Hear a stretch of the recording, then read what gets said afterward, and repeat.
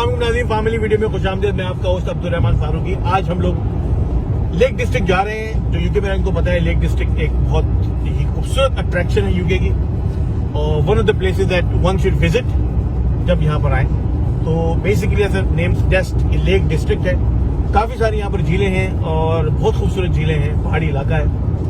तो मेरा खुशनसीबी ये है कि मेरे साथ आज मेरी डॉक्टर साहब की कंपनी है, डॉक्टर तारिक जो है वो रेस्पिरेटरी के अंदर क्लिनिकल फेलो हैं, स्पेशलिस्ट ट्रेनिंग कर रहे हैं। और मैंने सोचा क्यों ना इनके साथ बैठ के एक वीडियो बनाई जाए, एक बात की जाए रेस्पिरेटरी पेशेंट्स के हवाले से, आप लोग के साथ उनका एक्सपीरियंस शेयर किया जाए कि यूके के अंदर प्रैक्टिस में कितना फर्क आया है कोविड आने के बाद से, और अब जो है वो कोविड के इम्प्रूवमेंट में किस तरह से जो है वो चेंजेस आ रही हैं। तो डॉक्टर साहब से बात करते हैं। मैं डॉक्टर साहब डॉक्टर साहब अस्सलाम वालेकुम, वेलकम टू द शो। अस्सलाम वालेकुम व्यूअर्स, कैसे हैं आप? I am really happy to be with Abdul. और बस जैसे उन्होंने कहा, हम जा रहे हैं लेक डिस्ट्रिक्ट। आज का वेदर जो है बारिश हो रही है, लेकिन मौसम बढ़िया है। तो आपको हम जो चलते हुए थोड़ा सा जो है व्यूज भी दिखाते हैं, तो ताकि आप लोग थोड़ा सा एंजॉय भी करें और देखें कि किस तरह के जो है मनाजिर से हम लोग गुजर रहे हैं इस वक्त ड्राइव करते हुए।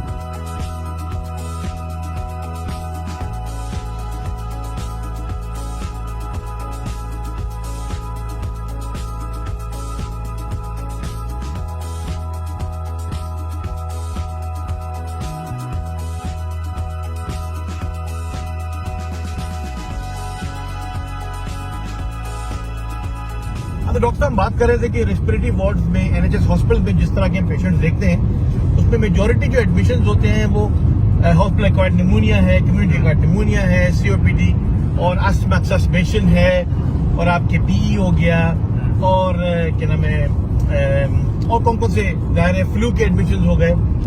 तो अब कोविड आने के बाद से जो है वो किस तरह फर्क पड़ा है रेस्पिरेटरी पेशेंट्स में, और क्या परसेंटेज है एवरेज अप्रोक्सीमेशन आप देंगे? जाहिर है हम वो एग्जैक्ट फिगर से नहीं सकते, उनके लिए आपको पब्लिक हेल्थ इंग्लैंड जाना पड़ेगा।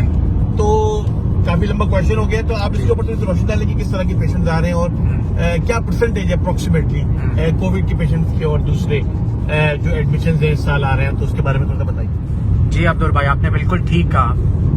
जो कॉमन रेस्पिरेटरी के जो पेशेंट्स हम देखते हैं, एक तो आपको पता है निमोनिया है, जो सबसे कॉमन प्रेजेंटेशन होती है हॉस्पिटल में। अब डे टू डे भी देख ले तो आई वुड से एटलीस्ट 20 से 30% पेशेंट्स जो एडमिट होते हैं हॉस्पिटल में, वो चेस्ट की कोई भी सिम्टम लेके आते हैं, which is the most common being community acquired pneumonia. बाकी सीओपीडी के पेशेंट्स होते हैं, एस्मा के पेशेंट्स होते हैं, पल्मोनरी फाइब्रोसिस पेशेंट्स होते हैं, ठीक है। और अब जब कोविड आ गया है तो फिर कोविड के पेशेंट्स जो है वो डोमिनेट कर रहे हैं, ठीक।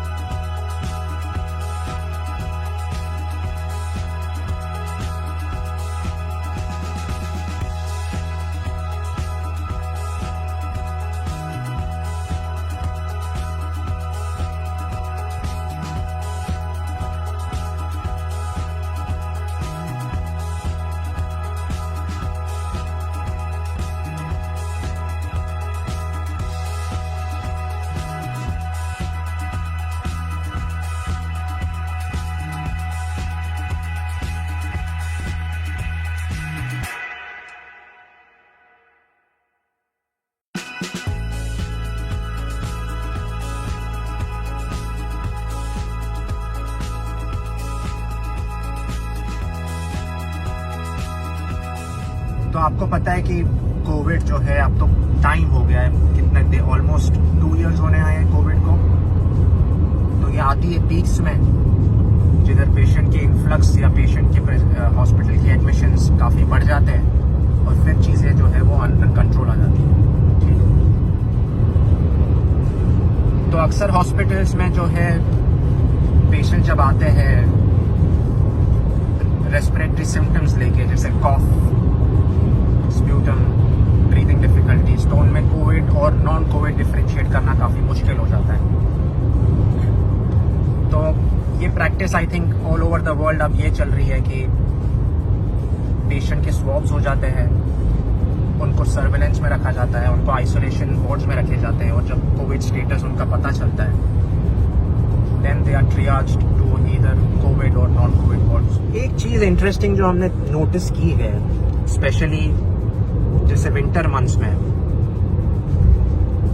ये देखा जाता है कि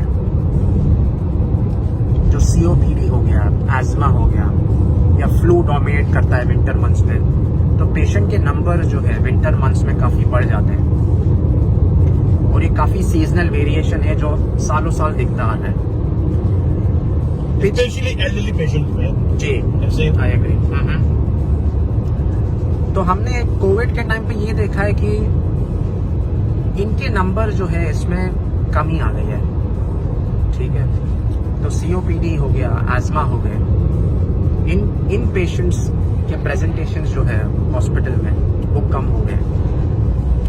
अब मैं एग्जैक्ट आपको नंबर्स तो नहीं दे पाऊंगा, लेकिन जो मेरा पर्सनल एक्सपीरियंस है उससे मैं ये कह सकता हूँ कि एटलीस्ट 20 से 30% रिडक्शंस हो गए हॉस्पिटल एडमिशंस में relating to other respiratory conditions which were common during the flu season और द विंटर सीजन।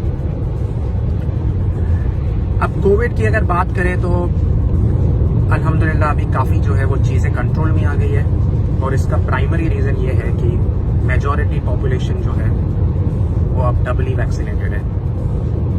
तो वैक्सीनेटेड पॉपुलेशन में हमने ये देखा है कि उनकी हॉस्पिटल प्रेजेंटेशंस काफ़ी कम हो गई है, ठीक है। अगर वो हॉस्पिटल आते भी है तो they are fit to be discharge home.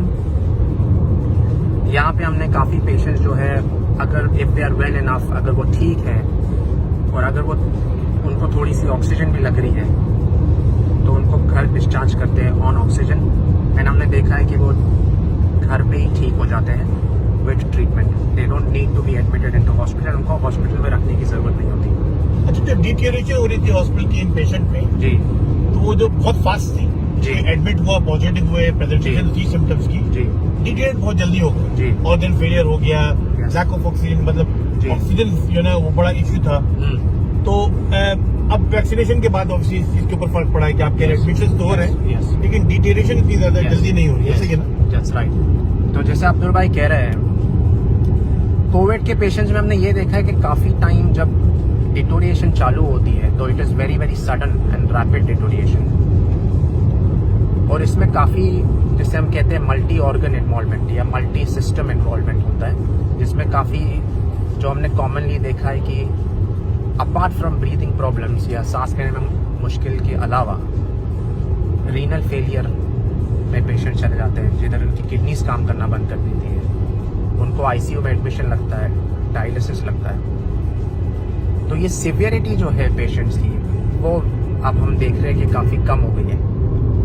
Patients अभी भी आ रहे हैं, सिवियर भी है, लेकिन नंबर्स जो है काफ़ी हद तक कम हो गए हैं। तो डॉक्टर साहब इस तरह से कह सकते हैं कि Covid itself wasn't a huge problem, but Covid induced multi organ failure and this management is a big failure, isn't it?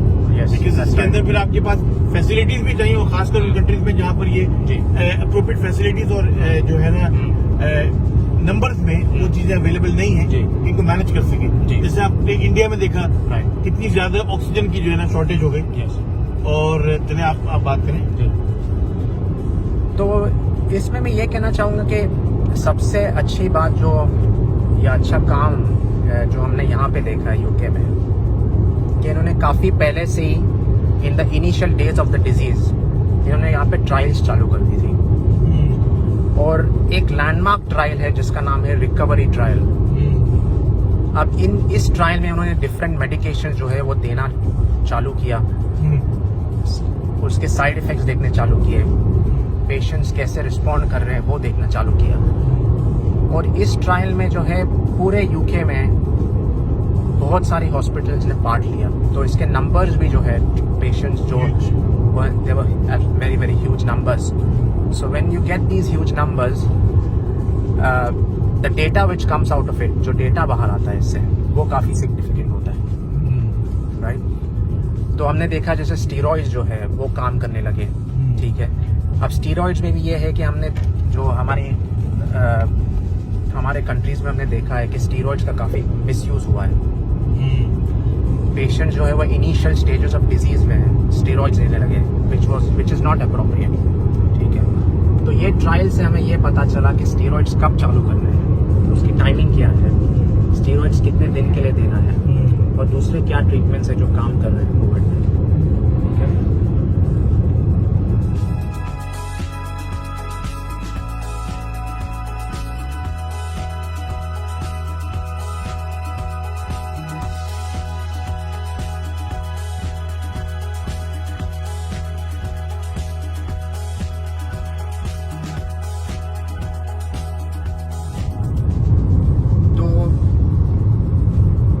Trials अभी भी आर अंडर में, अभी भी काफ़ी ट्रायल्स चल रही है, लेकिन अभी फ़िलहाल यूके में जो सबसे कॉमन ट्रीटमेंट है वो है स्टेरॉइड्स, और सेकेंड मेडिकेशन जो हम यूज़ करते हैं यहाँ पे in patients who are unwell is टोकिलिजुमाब।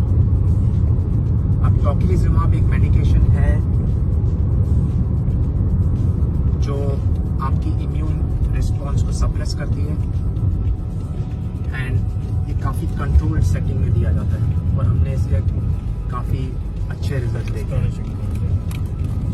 इसमें हमने ये देखा है कि पेशेंट की मॉर्टेलिटी जिसे हम कहते हैं, या पेशेंट्स बिकमिंग अनवेल, काफ़ी कम हो गए हैं, और सिवियरिटी जो है डिजीज़ की भी काफ़ी कम हो गई है। ये जो रिकवरी ट्रायल की मैं बात कर रहा हूँ, इसमें काफ़ी और भी मेडिकेशंस ट्रायल की जा रही है, और काफ़ी दूसरे भी ट्रायल्स चल रहे हैं। और एक चीज़ जो नोट करने वाली है कि यहाँ पे अब बूस्टर वैक्सीन जो है वो चालू हो गई है, तो जो एट रिस्क पॉपुलेशन है, जैसे हेल्थ केयर वर्कर्स है, केयर होम रेजिडेंट्स है, एल्डरली पेशेंट्स है, या पेशेंट्स जिनको काफ़ी सारी मेडिकल प्रॉब्लम है, इम्यूनो कॉम्प्रोमाइज्ड है, उनको जो है थर्ड जैसे बूस्टर डोज कहते हैं वो दी जा रही है। तो अब ये जो बूस्टर डोज है ये भी डेटा से ली गई है। ठीक है, काफ़ी बड़ा ट्रायल हुआ था यूके में, जिसमें काफ़ी सारी वैक्सीन्स को ट्रायल किया गया। ये देखा गया कि बूस्टर देनी चाहिए या नहीं, उसके क्या साइड इफ़ेक्ट्स आ रहे हैं, and is it really required to have a third dose? और जब ये पूरी स्टडी की तो उन्हें पता चला कि एट रिस्क पॉपुलेशन में जो है वो थर्ड डोज देनी ज़रूरी है। तो फिलहाल यूके में जो है थर्ड डोज जो लाइसेंस की गई है वो है फाइजर वैक्सीन और मॉडर्ना। सिर्फ ये जो फिलहाल के टाइम में ये जो दो वैक्सीन्स हैं, इसको थर्ड डोज या बूस्टर के तौर पे यूज़ किया जा रहा है।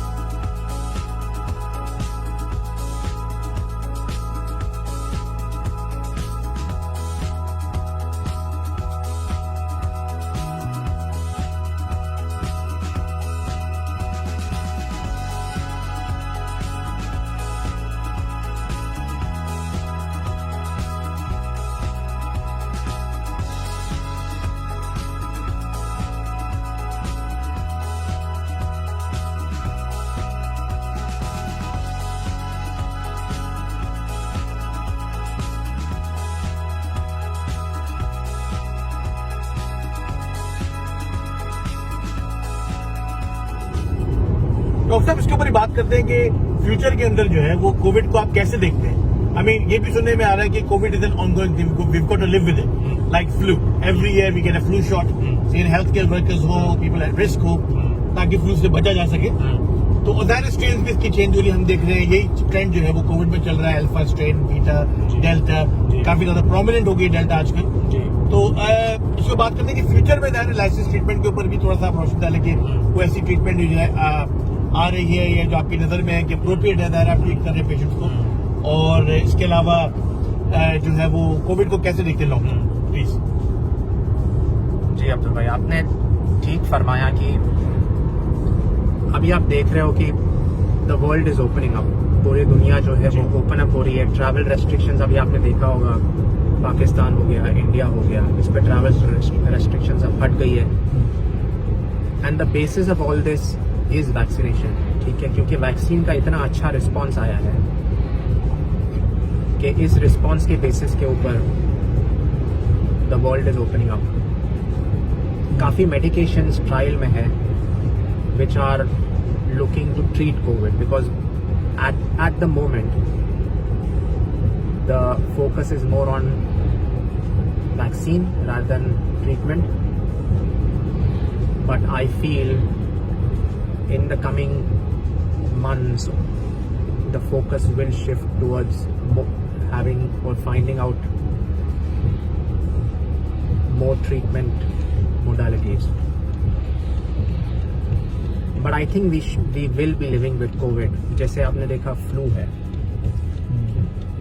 अब फ्लू आता है मोर डोमिनेंट ड्यूरिंग विंटर्स. तो मुझे यही लगता है कि जो कोविड है it's here to stay and we have to learn to live with it. We have to take our precautions, जो प्रिकॉशंस जो गवर्नमेंट एडवाइस करती है. और अगर आप वैक्सीन के लिए एलिजिबल हो एज पर आपके जो गवर्नमेंट रेगुलेशंस है उसको आप कंप्लाई करें.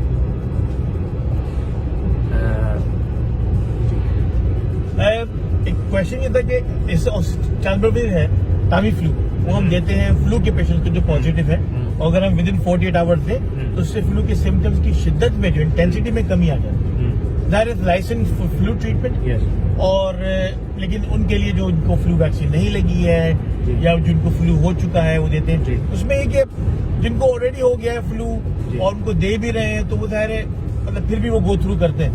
तो डू यू थिंक इस तरह की जो ट्रीटमेंट है वो कोविड के लिए भी इफेक्टिव होंगी? देखिए, जो टैमी फ्लू है I am not very sure अगर उस पर स्टडीज चल रही है, लेकिन it is not license for treatment of covid. ठीक है, एक यहाँ पे अच्छी चीज उन्होंने ये की है कि क्योंकि अब फ्लू सीजन चालू हो गया है तो जो भी पेशेंट्स के कोविड स्वॉब्स हो रहे हैं उसके साथ हम फ्लू स्वॉब भी कर रहे हैं. ठीक है, बिकॉज फ्लू और कोविड की प्रेजेंटेशन पेशेंट्स की is very very similar, right? And the only way to differentiate that is based on your swab results. ठीक है, तो हम अभी क्योंकि विंटर मंथ्स में कोविड के साथ हम फ्लू स्वॉब्स भी कर रहे हैं, और काफ़ी बार हमने ये देखा है कि हमें जो लग रहा था कोविड के पेशेंट्स हैं वो एक्चुअली कोविड नहीं है, वो फ्लू के पेशेंट्स हैं. और उन पेशेंट्स में जो है वो टैमी फ्लू या ओसेल्टामिविर जो है दैट वर्क्स. तो वो एक इम्पॉर्टेंट कंसिडरेशन है, क्योंकि जैसे जैसे we are moving towards the winter months we might start seeing flu patients along with Covid.